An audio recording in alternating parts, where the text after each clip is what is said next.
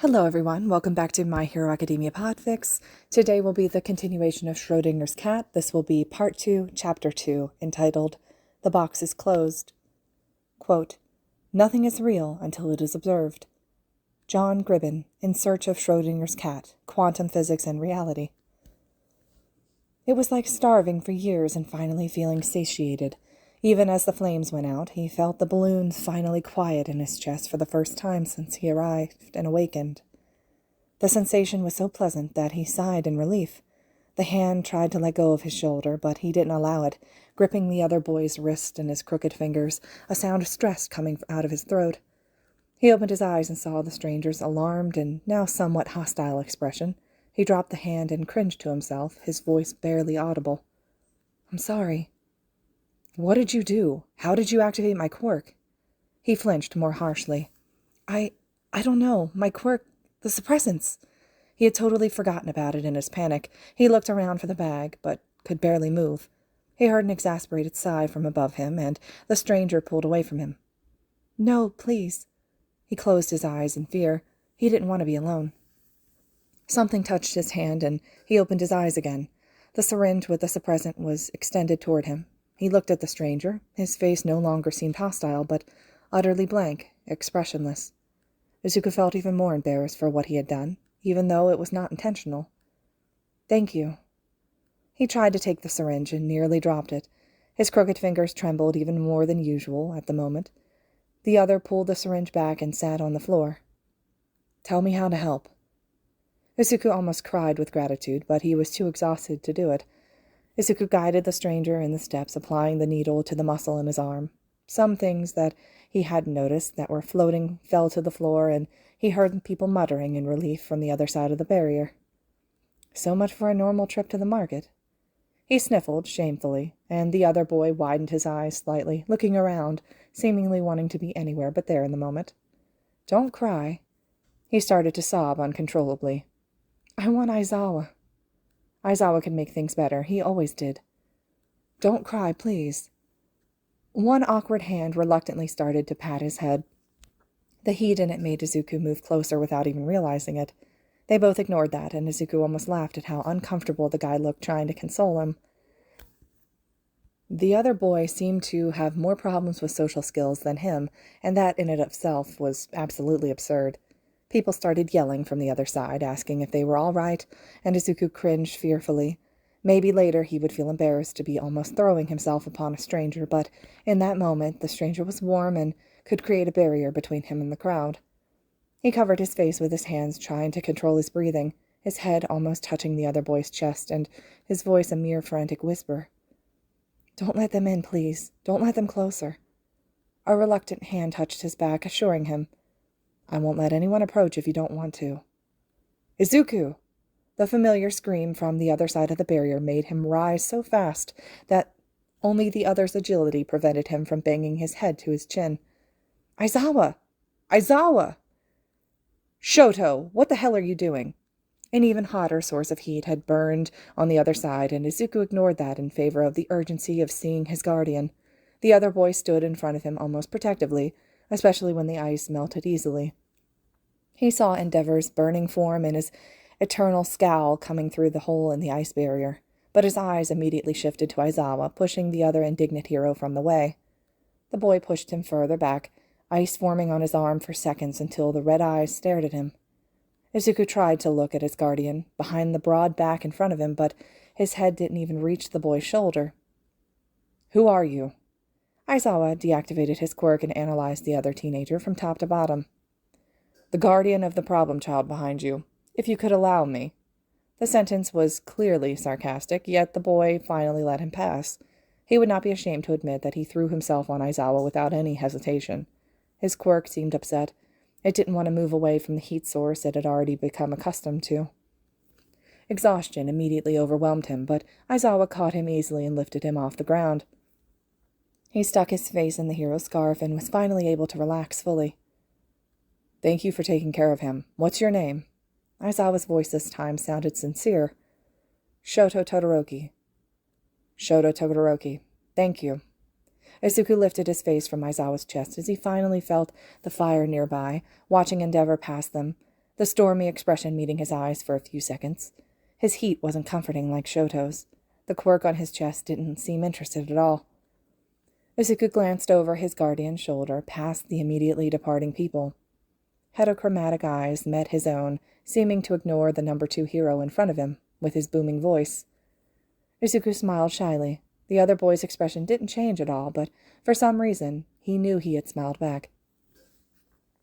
They received a visit from Naomasa 2 days later, after the incident. Izuku didn't trust the detective, not for some personal reason, but because the presence of the man in the house that he thought was his safety zone made him anxious. They still had no news about his mom. Some people were talking about stopping the investigations, but Naomasa had not allowed it, even if the staff in the case had shrunk dramatically. He hadn't said anything, but Izuku knew they were waiting for Izuku to remember something. However, as much as he forced the memory, all he remembered was leaving school and waking up in the woods. He didn't even remember the villain attack and All Might saving Bakugou and him. According to Naomasa, that same day, before that, he had another encounter with the same villain and had been saved by a hero, but he didn't remember that either. It was frustrating. "It's all right. You don't have to force yourself like that." "But my mom." The man smiled, exchanging a look with Aizawa standing near the couch. "Let us take care of it. We have some good heroes in the case, including All Might." He stared at him firmly at that, as if trying to get a message across.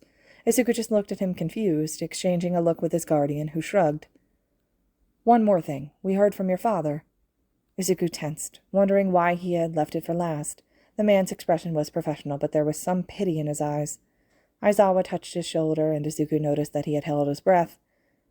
Izuku didn't even need to know how to feel about this issue, not when he had learned that during his disappearance his father hadn't called him once.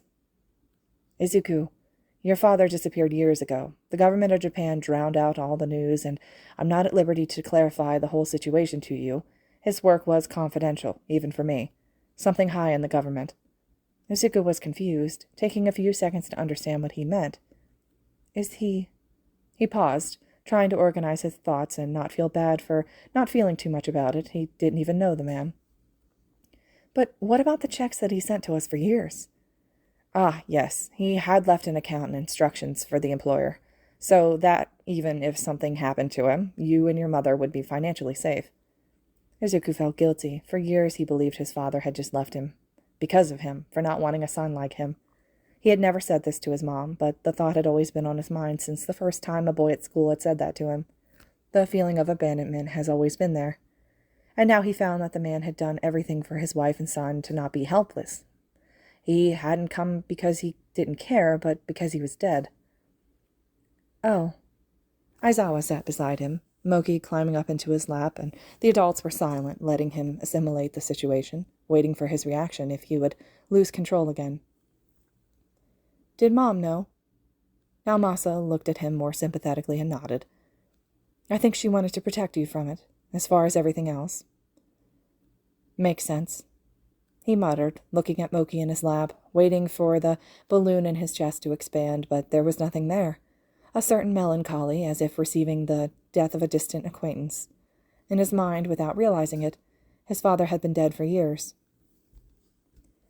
Someone knocked on the door, hard thuds that echoed in his head, moss and larvae falling with each impact. Izuku shrank back against the wall, feeling a weight on his wrist, but it was too dark to see what it was. There was nothing but dread and the door. Inside his chest, his quirk expanded and expanded until it ripped through the ribcage, ripped it right open, a white mass that passed through his bones, crushing and pulling, destroying everything along the way. Until there was nothing left in his chest but a big void. He felt a kiss on his head from behind and heard his mother's soft voice. "I won't let them hurt you any more." Izuku had been training in UA for some time, but had not talked to Principal Nezu yet. In the meantime, he had met several teachers, but mainly Cementos, who was responsible for rebuilding the area he destroyed with his quirk in the area that they were using. Power Loader was also involved, as the hero had offered to create equipment to help him with his quirk. He had seen from afar some students who attended the campus even on vacation, especially senior students or support students coming to use the labs. The training was not as terrible as it had been in the beginning. At least he didn't panic whenever he used his quirk anymore. They had also discovered that when his quirk really got out of control, even Aizawa had a hard time turning it off before he would develop his hyperthermia. In these situations, he had to use suppressants and spend the rest of the day in the medical ward. Recovery Girl had seen his face more than anyone else's that year. In the 2 weeks before the entrance exams began, the campus became more crowded. Aizawa, who had to participate in the exam planning, had to spend the day there, consequently, with Izuku, who preferred to stay close to his guardian as much as possible. Perhaps it was the fact that the man could erase his quirk, or that he was hopelessly attached, but it was common to see him walking after the hero like a duckling behind its mother. If Aizawa wasn't available, he was with Kayama, and he had even started getting closer to Yamada, especially noting that present Mike was as childish as he was, so it was difficult to fit him into the category of an adult to be afraid of. And that's how he had met Yagi Toshinori. The first time he had seen him, he looked strangely familiar, as if there was a name on the tip of his tongue that he just couldn't get out. The man had startled him by staring at him unblinkingly for a long time from where he sat next to Aizawa in the nearly empty canteen. He had only stopped when Aizawa glanced deadly at him. It took a few days for him to approach, and Izuku, intimidated by his height, had hid behind Kayama in the corridor. "It's all right, Zuku. This is Yagi. He's a teacher here." Izuku had looked at the man from behind her, waving shyly. Yagi smiled softly with an odd expression on his face, especially when Kayama tried to hold back a laugh, making him blush and cough. Izuku's eyes widened when he saw blood. "Are you okay?" "Of course not. We need Recovery Girl. Kayama, why are you laughing at him?" "It's fine, young Midoriya." Yagi laughed in amusement, wiping his mouth with a handkerchief. "It's something that happens often. Nothing to worry about." Izuku was worried. Now even more so. Yagi became, after that, a constant presence. The feeling that he had known him before was always there, but he tried not to focus on that too much. Izuku saw Shoto for the second time in UA. It was the day that he was going to talk to Nezu to settle his educational situation once and for all. It was also the day that the recommended students were also doing their interviews and demonstrations.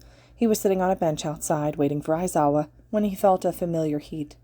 When he turned, he saw him standing a few steps away, hands in his pockets and staring at Izuku with the same expressionless face as before. Izuku saw behind him other teenagers were leaving the building. The selection was probably over. The two boys were still looking at each other, and Izuku smiled faintly, trying to ignore the balloon in his chest that seemed to have awakened, floating excitedly, trying to reach what had apparently become his favorite source of heat. "You're Izuku Midoriya, the missing boy." His smile died when he heard that. He turned his head to his feet that were dangling from the seat. Someone seemed to have done their research after the last time. He couldn't really blame him for that. "I'm not missing any more," Izuku muttered under his breath, but the other one seemed to have heard it. He felt him hesitate before deciding to come over and sit beside him. "Yeah, I realized." Izuku felt his lip curl slightly. The silence was strange. He shifted his feet slightly, wrinkling his nose when he saw that the other boy could rest his own on the floor without a problem. "I haven't heard or read anything about you being a hero's son, but that explains the widespread disclosure of the case. Although the tabloids pointed to All Might because he was so involved. I believed it myself, but I see that was not the case." It made him pause, staring confused at the other, his mouth opening slightly. "Hero's son?" Todoroki looked at him, his forehead slightly furrowed, as if he had the right to be confused after saying something like that. "Eraserhead. He said that he was your father." Izuku tried to hold back the laugh, but failed. The other boy looked at him a bit insulted. He lifted his hands in defense, trying to swallow more laughter. "Sorry. Aizawa's not my father. He is my guardian. He's taking care of me until—" The laughter died as he remembered the situation, and he turned his head down again. The other boy shuffled his feet on the cement, his expensive shoes looking weird next to his ketchup-stained sneakers. "Oh, your mother. They didn't find her yet, then?" Izuku nodded, wanting the other to stop the subject altogether. Todoroki paused, suddenly, and looked at him from the corner of his eye. He wanted to ask something, analyzing his expression like a terrible puzzle. "Go on." He didn't need to say it twice. "They said that you didn't have a quirk, but that day... Always the tough questions. Invisible, forced quirk. I was a late bloomer." His voice came out harsh. Todoroki frowned slightly. "Am I annoying you?" "No." "A little bit." Heterochromatic eyes stared at him with the same puzzled face. "You're weird, Midoriya." "Thanks." "You're welcome." And here comes a sincere answer, ignoring my sarcastic tone. Now I just feel bad. Izuku sighed. It was hard to be annoyed with someone who seemed not to do things out of malice, but for just a lack of social skills. "You're weird, too." Todoroki blinked, staring at him with the same blank expression as before. His mouth quivered, but he didn't smile, his eyes staring at Izuku so intently, but he started to feel his face flush. In his chest, his quirk was even more insistent, wanting to get closer. "I think—" "Shoto!" Todoroki's expression closed off, and he didn't have to turn to see that Endeavor was around. He could feel the heat from afar. He glanced over his shoulder and saw the hero by the door, looking their way with a terrible face, as always. Who burned his breakfast? He covered his mouth as he realized that he had spoken it aloud. He was spending way too much time with Kayama. He glanced reluctantly at Todoroki, who had begun to rise, and saw him make a strange expression, his face twisting between disbelief and something else. It was the most expressive that he'd seen him since they'd met. He recovered quickly, but it had been too late. Izuku chuckled, noting the other boy's lip was trembling slightly, in an almost smile. Todoroki nodded, walking so slowly to his father that he was sure he was doing it on purpose. When Aizawa arrived to take him to Nezu, Izuku was still smiling. Nezu was a peculiar creature. If Izuku had met him before, he would have been prepared for defeat. There was no denying him anything. In 5 minutes of conversation, without realizing, he had already accepted the terms and he was looking forward to the sessions to come. He also made him nervous. There was something in his small eyes that was familiar to him, that made him feel exposed. When Aizawa left the room in the middle of the conversation to answer a call, he almost got up and went after him. Nezu was looking across the table at him, a cup of tea served in an analytical look, even though the smile was pleasant. "Midoriya, I have a request to make." He looked at him warily, but nodded anyway. "I know you did the mandatory sessions while still in the hospital, but I would indicate seeking a therapist as soon as possible, and not just because of your quirk. Aizawa agrees with me." Izuku clenched his trembling hands at his knee, staring at the door. "You don't have to look at me like that. We won't force you to go. People have taken your autonomy more than once. We won't do that, too." He cringed a little at the phrasing. Nezu had read his file then. In retrospect, it should have been obvious. "Things like that tend to stick with you. You can push and bury it as much as you want, but it will come back to disrupt your life. Asking for help is no shame. On the contrary, it takes courage." "I don't even remember what happened." Nezu agreed, taking a sip of tea. "No, but you can feel it." He bit his lip and looked away. It was hard to escape the truth, the sensations. It was what kept him awake at night, which tormented him in the nightmares. Hands and voices, the feeling that he would never be clean again, that he would never be safe. "I can't lie and say I know exactly what you are going through. Each one knows the weight that they carry on their own backs, and our captivity situations were different in many ways. I don't know if you know about it, but it's no secret how I went through some difficulties at the hands of humans myself." He pointed to the scar on his face with a paw. "I know, though, what it's like to be in a vulnerable situation, just like yourself, and wait for someone to come, but in the end, have to be your own hero." Izuku felt the balloon expand. The cup in his hand cracked, and he controlled his breathing. His voice came out in a more empty and distant tone. "I'm no hero. I will never be one." Nezu nodded, eyes understanding. Now he realized where he could see the resemblance. He saw a similar expression when he looked in the mirror. "Maybe yes, maybe not, but you're a survivor. Just think about it." Izuku left the room with a reading list and a lot to think about. Aizawa looked at him, trying to contain a laugh as he frowned at that. Being in UA during the holidays was one thing, during the semester it was another. Just thinking about the crowd of students made him anxious and panicky, especially knowing that one of those students would be Bakugou, no doubt. Izuku didn't want to see his old childhood friend, not with an uncontrolled quirk, directly tied to his emotions that could bring down a building in minutes. He sighed, putting the sheet of paper away and hugging himself. Aizawa put a hand on his shoulders as he looked up, seeing the other's expression almost apologetic. "It's going to be okay." Izuku wanted to believe it. Izuku dreamed of the door as always. The rotting wood, the fetid odor that emanated, was already familiar to him, as was the noisy wooden floor, the sound of rain above and the dark place, the only light coming from somewhere on the ceiling. There was something different about the dream this time, though. He was lying in front of the door, unable to move. His hands were in front of him, his fingers crooked and distorted, crushed and bloody. His eyes stared at his feet, walking around him, encircling him. But he couldn't look up and see who it was. He could only see the hands and the door. An object fell in front of him, and his breath caught when he saw it was a blood-stained hammer. He sobbed softly, watching the feet disappear behind him, one hand touching his hair in a firm grip, forcing him to look at the door. A breath in his ear, muttering something that he couldn't understand, like a sinister mantra. The door moved. Something wanted to get out. He heard screams. "Izuku!" When he woke up, his bedroom door was open and his window had exploded. The chaos of broken glass floated around the room. His breathing had stopped, and he noticed he was also floating above the bed, almost reaching the ceiling.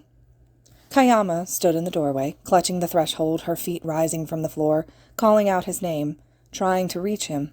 He blinked in a daze and heard a stressed meow. Moki stared at him from above a cabinet, a syringe of suppressant in her mouth. He raised his arms, and the cat leapt to his chest. Izuku applied the suppressant in desperation. "Izuku, wait!" He didn't think about the distance that he was to the floor. A concussion. Recovery Girl didn't seem happy with him, to see him so early in the morning, but there was nothing to be done. "It could be worse. At least I didn't break my neck." The heroine looked unimpressed as he closed his mouth. She sighed and shook her head. "Shoto-kun is being a terrible influence." "Don't tell me that. Izuku trained the cat to bring his suppressants." Izuku smiled slightly at that. Kayama, after the fright, was trying not to laugh as she remembered the situation. Apparently it was funny to wake up and see things floating around the house. His quirk was weird. "You're weird, Midoriya." Izuku had already started sessions with Nezu when the UA semester finally began.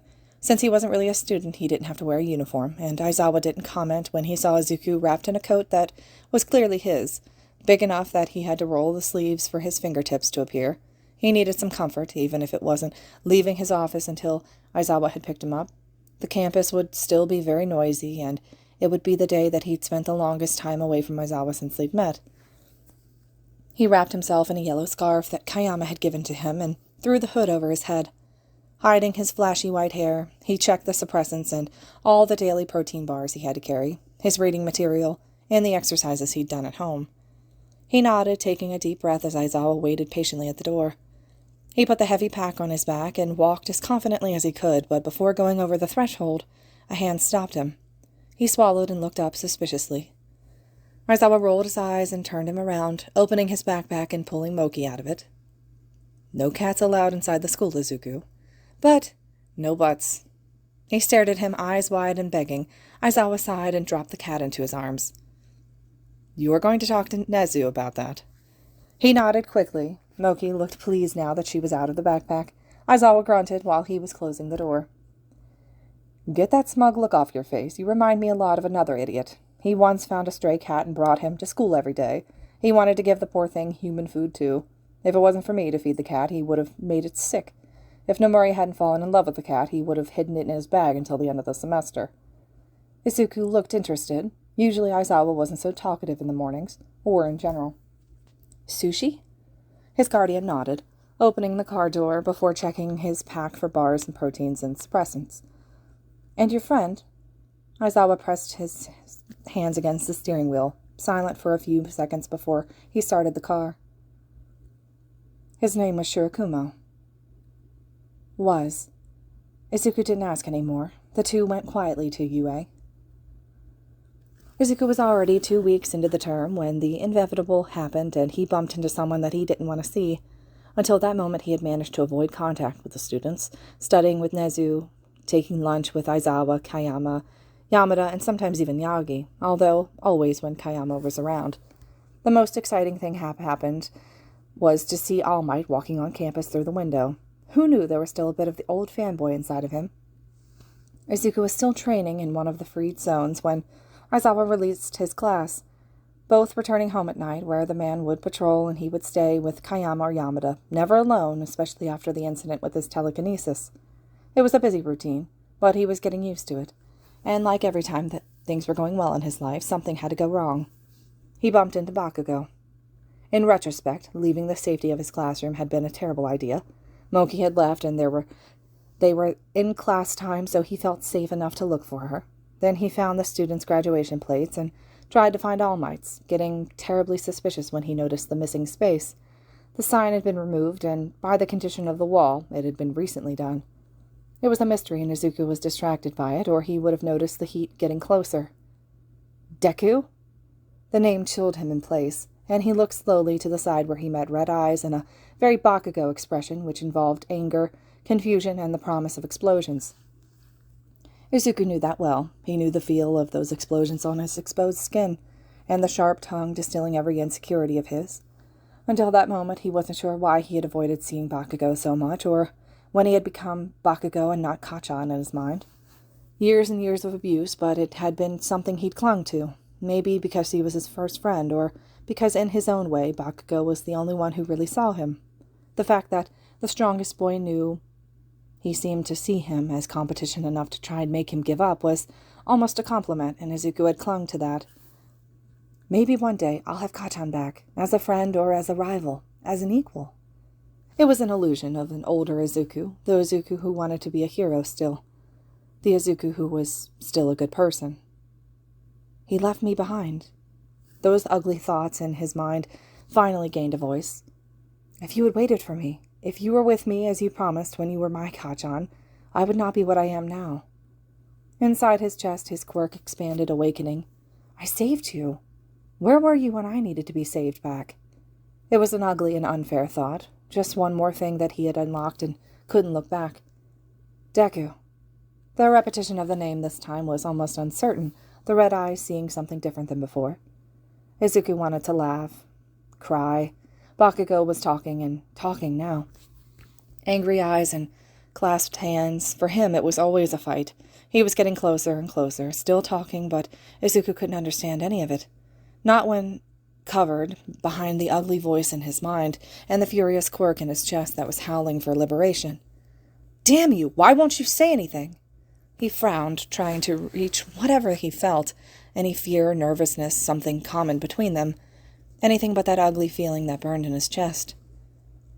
Where's Auntie Inko? The old hag is crazy of worry, you bastard. Have you been here all this time? Do you find it funny? Izuku closed his eyes and clenched his jaw, trying to breathe, focus, soothe the balloon in his chest, the monster inside that wanted to destroy things. A hand gripped his wrist, and he opened his eyes, staring at the red ones. Bakugou. Just one name. But that seemed to destabilize the other so much that it would be funny in another situation. Let me go. Now. He owed Aizawa not to lose control. He had to get out of there. Bakugou gritted his teeth, and he knew what would come before he even raised his hand. What's going on here? Hey, Bakugou, who is that? A blast near his face, his quirk sucking the heat even before it got too close. His vision clouded, and he let the balloon expand in his chest, the plate glass exploding in the hallway. Things went pretty bad from there. Later, Izuku would learn that it all ended very quickly, even though it seemed like an eternity when it happened. He remembered the sounds of things breaking, screams all around. The clearest, though, was when he noticed the known heat followed by an abrupt temperature drop. There was an ice barrier in front of him, and someone holding him while he struggled like a lunatic. Midoriya! Izuku! And as fast as he had lost control of the balloon, it calmed down in his chest. His eyes focused, and he saw frightened students. Bakugou fell to the floor where he was against the wall, held by his quirk. One of the students ran and tried to help him up, being pushed away, though. He looked up and met Todoroki's eyes. His hands were holding him by the waist from behind. An older student was standing in front of the others, the children like a protective barrier, against him. Because Izuku was dangerous. Izuku was the villain. He tried to say something, but his throat closed up. He let his body go slack and docile, his weight being secured from behind and preventing him from falling. You're so cold, Midoriya. He turned in Todoroki's grip, closing his eyes and sticking his face into the other boy's chest, trying to find the known heat to escape the eyes of the others. Midoriya, is he okay? Someone asked hesitantly, footsteps approaching. He shrank closer to Todoroki, wrapping his arms around him. To his surprise, he hugged him back, stepping back and bringing him along. He doesn't like people on him. Stay away. Dude, he's kind of clinging to you. Yeah, but Todoroki wasn't like the others. His quirk was calm in his jest, controlled even without suppressants. He was as safe as Aizawa at the moment, the heat feeding his quirk, the cold preventing it from attacking. Todoroki was probably the closest anything would ever come to an off button. It was a bit funny. Why are you chuckling? Todoroki's voice sounded confused, exasperated. Izuku gave a little laugh, and then the first sob came out. I want Aizawa. Izuku burst into sobs, ignoring the voices around, focusing only on the strange comfort coming from the other boy. He felt Todoroki running his hands awkwardly in his back, both of them sitting on the floor, near the wall. He moved closer to him without realizing it, hiding his eyes from the destruction around him. Ida went to call Aizawa-sensei. A female voice warned. He glanced from where he was still on Todoroki's lap and saw a girl with a ponytail. She had sat on the floor nearby, but not so close that it bothered him. He saw the others did the same thing, looking worriedly at him. He raised his head a little as he saw a boy with rock face and something known in his arms. Moki, he whispered, and the cat jumped out of the stranger's arms, coming to him and climbing into his chest. Koda can communicate with animals. He said that she was looking for you. The girl spoke gently. Izuku sank his face into the white fur. The purr was comforting him immensely. Perhaps later he would be mortified by the situation. He was in Todoroki's lap, absurdly afraid to step back and lose control again, sobbing in front of strangers like there was no tomorrow. At that moment he just closed his eyes and drifted. When he was aware of his surroundings again, he was on a familiar couch in the staff room, huddled against a body, feeling warm hand on his shoulders. He blinked, hearing the low voices and smelling coffee. The sensation of cold and heat made him wake up at once, his eyes following glassy shoes and long legs in a uniform rising until he met a familiar face. He stared stunned at the other boy, who was looking back at him in the same blank expression as usual. Todoroki? Midoriya. He blinked again, the other still looking at him. Todoroki's expression was terribly similar to Moki's. Why are you here? The other raised an eyebrow. I study here, Midoriya. I think he's asking why you are both cuddling on the couch right now. He looked over and saw Kayama giving him a wink before going back to her computer. Oh. Todoroki nodded in understanding. You attacked Bakugou and almost destroyed the building. Izuku cringed at that. Yeah, he remembered that part. Then you clung to me and wouldn't let go, even when Aizawa-sensei arrived. For some reason, he seemed upset about it. Kayama hid a laugh and a cough and was still typing. So I had to come with you, as things started to explode when I tried to leave. Sensei said he'd come for you when he woke up. Izuku was mortified. He wanted to disappear from there, maybe leave the country, change his name. That would be ideal. He released the other quickly, ignoring his quirk, that didn't want to be far from the heat. That behavior was a little worrying. I'm sorry, Todoroki stretched like a cat, his bones were cracking, and Izuku felt even worse at the slight discomfort of the position. I think I can go now. I'll let Sensei know that you're up. He didn't realize what he was doing until he grabbed the other's wrist quickly. They looked at each other, and his eyes widened when he blushed terribly. Todoroki looked at him questioningly, and Izuku released his wrist. Sorry, my quirk likes you. Kill me. Yamada stood in the doorway, a smoothie straw halfway to his mouth, staring at the intriguing scene that was happening there. Todoroki frowned slightly, his face turned like Moki when she found something curious. Your quirk likes me. What do you mean by that? It thinks that you're hot. Izuku's eyes widened again. Yamada gasped, and Kayama was patting his back, a terrible smile on her face. No, not quite like that. It's the heat. My quirk likes your heat. That's why it reacts like that. Oh, sorry. Izuku looked out the window, wondering if he could jump to get out of this situation. Todoroki blinked repeatedly and then nodded seriously. It activated mine that day. Makes sense. Does it? I'm curious, Midoriya. Izuku was too. Can you give me your number, Midoriya? Kayama dropped something behind him. Todoroki still stared at him impassively. Izuku's brain took a while to restart. Oh, to talk about the quirk. Right, sure. Todoroki nodded again, his face serious, his eyes sparkling with puzzlement. He muttered something under his breath about theories and pulled his cell phone out of his pocket and handed it over to put his number. Izuku was lucky that Todoroki was so weird and didn't run off the roller coaster that was this conversation. When he finally let the other go, Izuku wanted the floor to open up and swallow him. sticking his face into the couch and with a growl that resembled a suffering animal. "My quirk likes you, smooth Zuko. But it's true. Oh my God, was that why Shoto was in such a bad mood? You should have seen his face when he came in with them. The hurt and the rejection because Zuko was clinging to Todoroki and didn't want him. Those two were terrible people, and Izuku didn't want to know about them anymore. Moki jumped on the couch, and he hugged her. Oh, don't look so down, little listener. You even exchanged numbers. Kayama pretended to wipe a tear. Our baby is growing up, Zashi. I know, it seems like yesterday that he was just a little baby clinging to Shota's shirt. Zuko, don't make that face. You should have seen him staring at you when you were sleeping. I've never seen anyone so focused on anything. It was a little scary. Lucky for him, Aizawa didn't see it, or he would have hung him with his scarf. Izuku preferred to ignore them. He had bigger problems. As if reading his own thoughts, Aizawa entered the room at the moment, his expression blank except for a frown of concern on his forehead. Izuku looked at him over the couch, but couldn't hold his gaze, shifting it to his own feet. The situation hit him like a rock in the face. He had attacked Bakugou and destroyed school property, even after all the control Aizawa had been trying to put on him. Izuku just proved that he was dangerous. I'm sorry. Aizawa sat beside him, and the other two had stopped laughing. He felt his guardian's hand on his face, lifting his head up and preventing him from looking away. Izuku grabbed his wrists, but didn't try to escape. Aizawa still had the same blank expression. What happened? Bakugou. Aizawa pursed his lips, his expression turning sour. I already talked to him. I want your version of things. Izuku didn't know what to say. Aizawa waited, trying to keep his patience. We have met before. We have problems. He confronted me and didn't let me back down. I lost control. It was as succinct and truthful as it could be. From the man's expression, his version had not been so different from Bakugou's. You didn't use suppressants. Todoroki helped me. My quirk likes him. Aizawa's eyebrow twitched, and he heard a laugh behind them. He didn't know why they were laughing. It was the truth. Does it now? Interesting. Izuku nodded.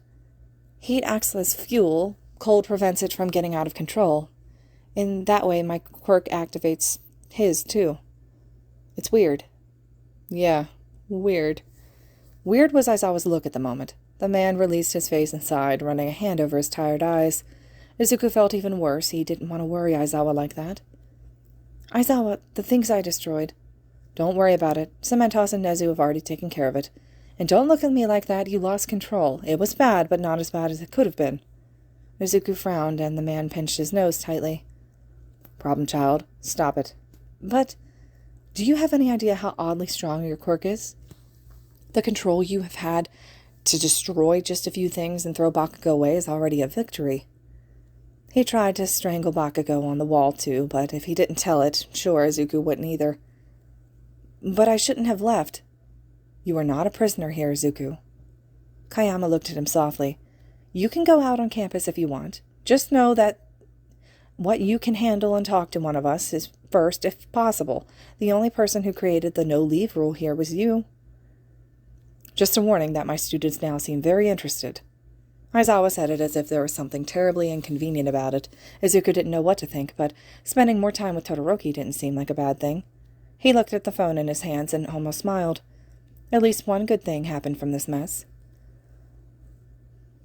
Does your quirk act as something with its own mind? Izuku, yeah, especially when it requires fuel. Talking to Todoroki in person and by message was not much different. There was the same strangeness, the way that he understood everything to the letter, unaware of sarcasm and with a tendency to be extremely sincere, which in some situations resembled being rude.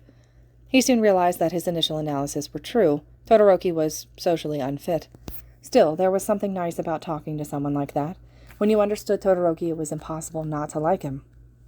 Yeah, he was resentful, socially strange, and stubborn, but he was also kind, selfless, and truly curious.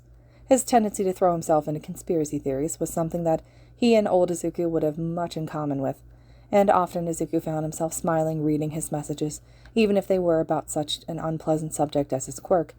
Just because he had learned that he needed to know and control his quirk, it didn't mean he liked it. There were days when the balloon in his chest gave him the same gagging sensations as the first time. I give up, Midoriya. Your quirk makes no sense at all. There's a boy in my class with a quirk who is a living shadow. Maybe you should talk to him. Really? Yes, he has a crow head. Is anyone like this in your family? Maybe your cousins. Maybe your quirk will take shape too. Todoroki, are you kidding me? No, why would I do that? Izuku laughed softly. Moki was dozing on his belly, both lying on the couch. And you say my quirk is weird. You didn't answer me. Oh my god, no, there's no one bird-headed in my family. Izuku sent a photo. What is that? A meme? Don't worry, Todoroki, I'll teach you. I will undo this injustice. You're weird, Midoriya. Is that bad? He watched him type something for a long time and felt strangely anxious about it. I don't think so. I should be offended by the delay. Todoroki just sent a smile back. Why are you smiling at your phone, problem child? It's nothing. Izuku watched his cell phone vibrate during lunch, still tucked into the staff room like a fugitive, Aizawa taking a nap in his sleeping bag in the corner. Question mark from Todoroki. What? Sensei talked to me. About participating in your training. Izuku choked on his food. Aizawa? What? The man scowled at him for disturbing his nap, already well aware of the matter. You said your quirk likes him. I was curious. In the days that followed, Todoroki became part of his routine. That day, Izuku felt restless. His quirk seemed more troublesome than usual, and Nezu canceled some lessons because he was making things float by accident. Which, it was like this. He usually stuck to Aizawa in this case, but it wasn't an option for him, with him off campus. Kayama withstood his humor with mastery, used to Aizawa bad days after years as well. Over the hours, the feeling just got worse, and Izuku found himself having a sudden crisis, the windows cracking as he sobbed his heart out. In the end, he had to use a suppressant when things started to break in his room, the one being no one there able to help calm him down. It was a good thing they used the suppressant, because minutes after they learned of the attack on the USJ. Izuku was there when they got him out of the ambulance and could only see blood. He didn't remember much after that, having suffered a strong dissociation. The image of his guardian overlaid on another that he didn't understand, blood dripping and form on the floor that was crooked like a broken rag doll. When he came to his surroundings, he was sitting on the floor in the operating room, right in front of it. No one could get to him out of there. After that, Kayama, Yamada, even Nezu had all tried, but he remained seated in one place, hugging his knees and staring at the door. The suppressant was still in effect, which was fortunate, therefore he didn't feel Todoroki approaching. The other sat quietly beside him, and he saw that he looked dirty but fine, no injuries. Todoroki shoved 2 cereal bars into his hands. And he realized with some distance that they probably have brought Todoroki there just for that. It wasn't a good idea for Izuku not to eat, or his quirk was going to start devouring him. He stared at the bars, doing nothing. His eyes were turning to the door. A warm hand touched his. He glanced sideways, and Todoroki stared steadily at him. It was a look that said if he didn't act soon, he would knock him down and make him eat. Izuku started to eat after that. In the end, he pulled him close, saying something that he ignored, his eyes on the red lights above the door. He didn't even notice when he left, feeling only then the absence of the heat. Aizawa was there, like a bandaged mummy, but he was alive. They stared at each other for long seconds. Izuku wondered how he was seeing him, dirty and red-eyed, similar as it was months ago. Recover Girl said something to Kayama, but he ignored them, as he ignored everyone who had tried to get him out of the door in the last few hours or prevent him from following the stretcher when they took him to his room, where he sat, back-facing the door until someone let him in. Izuku was afraid to turn his back and never see Aizawa again, as he had never seen his mother. The man nodded slightly, and Izuku approached the bed, fitting into the free space and lying there. Only then could he breathe properly again. In the end, what drove him off campus was not curiosity, but the need to be around Aizawa since the incident. The man was too stubborn to stand still wherever he went, and Izuku would go, so when he insisted he could teach, Izuku looked at Nezu, who sighed but nodded in agreement. He couldn't blame people for watching as they passed in the corridor. Aizawa looked like a mummy, and Izuku was a strange child without a uniform, wearing a huge coat, clinging to an adult's shirt and making things float wherever he went. His quirk looked as restless as he was, but at least not in the destructive way at the moment. It was common now, for things to float when he was feeling anxious. Izuku bowed his head and tried to control himself, to ignore the sensation so many glances made him feel. When they finally reached the room, and Aizawa kicked the door open, he almost gave up when he saw everyone looking at him. "Deku?" Bakugou started to rise from his chair, but one look from Aizawa and he reluctantly sat down. Izuku ignored him, blatantly hiding behind his guardian. "Good to see you're all right, but shouldn't you be resting, Sensei?" "Yeah, and who is this?" "Ashido, sit. I'll explain soon. And this is Midoriya." Todoroki met his eyes and pointed to a chair beside him. Izuku looked at his hand holding Aizawa's shirt and then at his chair that was being shown to him, and he looked back and forth a few times. Aizawa sighed and looked down at him. "Yes, go, or I won't be able to actually teach with you over me." His face flushed, and he heard some chuckles. He released Aizawa reluctantly and went to sit with Todoroki, near the same ponytail girl who had spoken before. She smiled curiously in his direction.